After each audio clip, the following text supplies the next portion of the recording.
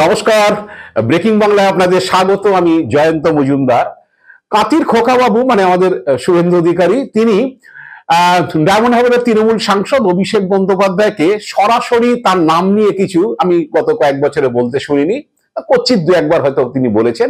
বেশিরভাগ সময় দেখবেন শুভেন্দু অধিকারী যখন অভিষেক বন্দ্যোপাধ্যায় সম্পর্কে কিছু মন্তব্য করেন, তিনি বলেন ভাইপো, পিসির ভাইপো বা ভাইপো।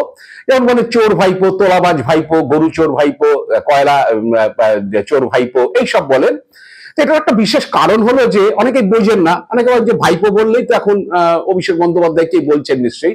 আসলে অভিষেক বন্দ্যোপাধ্যায় চোর, অভিষেক বন্দ্যোপাধ্যায় তোলাবাজ, অভিষেক বন্দ্যোপাধ্যায় গরু চোর, অভিষেক বন্দ্যোপাধ্যায় কয়লা চোর, এগুলো বললে একটা সমস্যা আছে। সেই সমস্যা হচ্ছে মানহানি মামলা খাওয়ার সমস্যা। বললেই অভিষেক বন্দ্যোপাধ্যায় মামলা করবে এবং সেখানে দাঁড়ানো মুশকিল, কারণ সেগুলোতে প্রমাণিত বিষয় দরকার। কোর্টে গিয়ে প্রমাণ করতে হয় যে উনি চুরি করেছেন বা তোলাবাজি করেছেন বা কয়লা চুরি করেছেন বা গরু চুরি করেছেন, সে প্রমাণ দিতে হয়। তা না হলে হচ্ছে অসুবিধা আছে। সেই জন্য শুভেন্দু অধিকারী দেখবেন ভাব পাচ্ছে কথা বলেন, এই ভাইপো, তোলাবাজ ভাইপো এইসব বলেন। তো সেটা অদ্ভুত ভাবে হচ্ছে বৃহস্পতিবার শুভেন্দু অধিকারী একটি সাংবাদিক সম্মেলন করেছিলেন বিজেপি অফিসে। সেখানে বিভিন্ন বিষয় নিয়ে তিনি তার মতামত দিয়েছেন। তো সেখানে যেটা দেখা গেল, সাংবাদিকরা প্রশ্ন করেছিলেন, বুধবার দিন অভিষেক বন্দ্যোপাধ্যায় ডায়মন্ড হারবারে তার নির্বাচনী কেন্দ্র যেটা, সেখানে সাতগাছিয়াতে একটি সভা করেছিলেন। সেই সভা মানে তিনি 11 বছর সাংসদ থাকাকালীন কি কি কাজ করেছেন তাই নিয়ে একটি বই প্রকাশ হয়েছিল। সেই সভাতে তিনি শুভেন্দু অধিকারীকে কটাক্ষ করে বেশ কিছু কথা বলেছিলেন। মানে শুভেন্দু অধিকারী যেসব বিষয় হচ্ছে ইদানিংকালে বলছেন সেই সব বিষয়কে কিছুটা কাউন্টার করেছিলেন। তো সেটার জন্য সাংবাদিকরা প্রশ্ন করলে শুভেন্দু অধিকারী সেটা জবাব দিতে গিয়ে 4-5 সেকেন্ডের মধ্যে 10 বার অভিষেক বলেছেন। তো এবং সবে মিলে প্রায় 17-18 বার অভিষেক অভিষেক বলেছেন, অভিষেক অভিষেক অভিষেক অভিষেক লাগাতার। তো অনেকে ওইটা ভাইরাল হয়েছে, ওই 4-5 সেকেন্ডের মধ্যে 10 বার অভিষেক বলাটা ভাইরাল হয়েছে। অনেকে বলছেন যে যারা ভাইরাল করেছে, অনেকে আমি মন্তব্য দেখছি, বলছে যে আগে পরে কি হয়েছে সেগুলো তো বললেন না, এরকম বলেছে। মানে কেন অভিষেক অভিষেক করে বারবার শুভেন্দু অধিকারী বলছেন, এই নিয়ে ওটা ছড়িয়েছে বিভিন্ন জায়গায় এবং সবাই ওটা নিয়ে কটাক্ষ করেছেন। তো আমি সেই রাস্তায় যাচ্ছি না। কেন 5 সেকেন্ডে 10 বার অভিষেক বলেছেন, অভিষেকটা কেন বলেছেন, কিসের কারণে বলেছেন, আমি সেটাই দেখাবো। তারপর আমি বলবো যে বিষয়টা কি।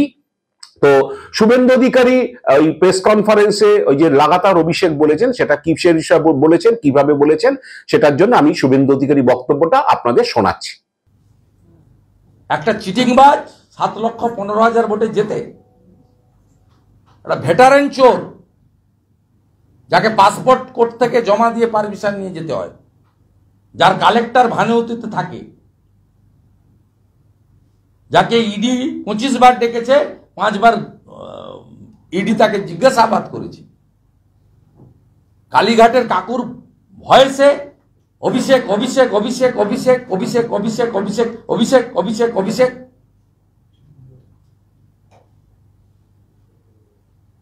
69 মিনিটে 69 টাইমস অভিষেক অভিষেক হুইজ অভিষেক। আপনারা শুনলেন শুভেন্দু অধিকারীর বক্তব্য। তো এইটা হওয়ার পরে বৃহস্পতিবার দিন অভিষেক বন্দ্যোপাধ্যায় একটি টুইট করেছিলেন এবং সেই টুইটে 10 সেকেন্ডের একটি ভিডিও তিনি ওই সাংবাদিক সম্মেলনের 10 সেকেন্ডের ভিডিও সেই টুইটের সঙ্গে তিনি দিয়েছেন এবং যেখানে ওই 10 বারের মতো অভিষেক অভিষেক শুভেন্দু অধিকারী বলছেন সেটা শোনা যাচ্ছে। এবং সেই টুইটে তিনি লিখেছেন যে কলিযুগে ভগবানের নাম জপ করা হয়, বিজেপি নেতারা মনে করেন আমার নাম জপ করে তারা মুক্তি পাবেন কিংবা বাড়তি কয়েকটি আসন পাবেন, কিন্তু ওদের জানাই এর কোনোটাই পশ্চিমবঙ্গে হবে না। ওই শুভেন্দুর ওই 10 বার ওই 5 সেকেন্ডে 10 বার অভিষেক অভিষেক করার পরে তাকে কটাক্ষ করে হচ্ছে অভিষেক বন্দ্যোপাধ্যায় সেই টুইটটা করেছেন, অভিষেক অভিষেক অভিষেক অভিষেক অভিষেক অভিষেক অভিষেক অভিষেক অভিষেক অভিষেক। তো এবার আপনাদের বলি যে আসলে অভিষেক শুভেন্দু মেনলি এই অভিষেকের ওই সিবিআই ডাক পাওয়া, ইডির ডাক পাওয়া এইসব নিয়ে বা মমতাকে বেশ কিছুদিন ধরে হচ্ছে শুভেন্দু কটাক্ষ করছিলেন যে নন্দীগ্রাম না হলে বা তিনি না থাকলে মমতা বন্দ্যোপাধ্যায় মুখ্যমন্ত্রী হতে পারতেন না, এইসব নিয়ে। তো সেগুলোকেই হচ্ছে মিটিং এ তিনি কাউন্টার করে তার বক্তব্য রেখেছিলেন অভিষেক বন্দ্যোপাধ্যায়, যে কিসের ভিত্তিগুলো কি কি হয়েছে না হয়েছে, এবং শুভেন্দুকে বলেছেন যে তিনি দাদু হয়ে গেল হচ্ছে তৃণমূলকে 50 বছরে এখান থেকে সরাতে পারবেন না। তো এসব কথা বলেছে। তো অভিষেক বন্দ্যোপাধ্যায় সেই মিটিং এ কি বলেছেন আমি আপনাদের একটু শুনিয়ে দেবো। আমি যদি মাথা নত করি আমি সাধারণ মানুষের কাছে করব। আমি বিজেপির জল্লাদ আর কেন্দ্র সরকারের জল্লাদদের কাছে মাথা নত করব না। 5 বছর ধরে এরা আমাকে যেভাবে ইডি সিবিআই দিয়ে দমাতে চেয়েছে, যতবার নোটিশ দিয়েছে আমি ততবার আরো শক্তি সঞ্চারিত করে ইডি অফিস আর সিবিআই অফিস থেকে বেরিয়ে এসেছি আপনাদের জন্য কাজ করব বলে। এরা যত নোটিশ দেবে, তৃণমূল কংগ্রেস বিশুদ্ধ লোহা, লোহাকে যত তাঁতাবে, যত আঘাত করবে, যত মারবে, লোহা তত শক্তিশালী হবে। তুমি যত আঘাত করবে তৃণমূল কংগ্রেস দলটা তত শক্তিশালী হবে। আর আমি আপনাদের কথা দিচ্ছি 2026-এর ভোট, 2021-এ তো বিজেপির চাকাটা 77-এ আটকে গেছিল, এবার 50-এর নিচে থাকবে, কথা দিয়ে গেলাম। 2026-এর লড়াই আমি ভবিষ্যৎবাণী করি না, আর যদি ভবিষ্যৎবাণী করি আমার ভবিষ্যৎবাণী ঈশ্বরের কৃপায়, আশীর্বাদে, মানুষের ভালোবাসায় অল্প হলেও মেলে। আমি তারিখ ধরে বলতে পারি না অমুক তারিখে এই হবে তাই হবে, কিন্তু আমি যদি বলি যে 2019-এর তুলনায় তৃণমূলের আসন সংখ্যা 2024-এর ভোটে বাড়বে, সেটা বেড়েছে। আমি ডায়মন্ড হারবারে বলেছিলাম যে আমরা এই যে ফেজে ভোট হবে, শেষ দফার ভোট, 9 পাবো, 9 পেয়েছিলাম, আর বলেছিলাম 23 অলরেডি পেয়ে গেছি, তাহলে 23 আর 9 যোগ করলে হয় 32। কিন্তু 3টে সিট আমরা অত্যন্ত কম ব্যবধানে হেরেছি। একটা বিষ্ণুপুর 5000 ভোটে হেরেছি, একটা পুরুলিয়া আমরা 17000 ভোটে হেরেছি, আর একটা বিজেপির বাঁচাল সভাপতি সুকান্ত মজুমদার 9000 ভোটে জিতেছে। সে নাকি আমার বিরুদ্ধে এসে মানুষকে সংগঠিত করতে আসবে। আপনি যদি 50 বছর রাজনীতি করেন আর আপনি যদি 10টা নির্বাচন লড়েন, 10টা নির্বাচনের ফলের নিরিখ যোগ করেও আপনার 7,10,000-এর ব্যবধান হবে না। ডায়মন্ড হারবারের মানুষ আমায় একবারে জিতিয়েছে। আমি এসব কথা বলে নিজের বীরত্ব দেখাতে চাই না। আমার কোনো ক্রেডিট নেই, ক্রেডিট মানুষের।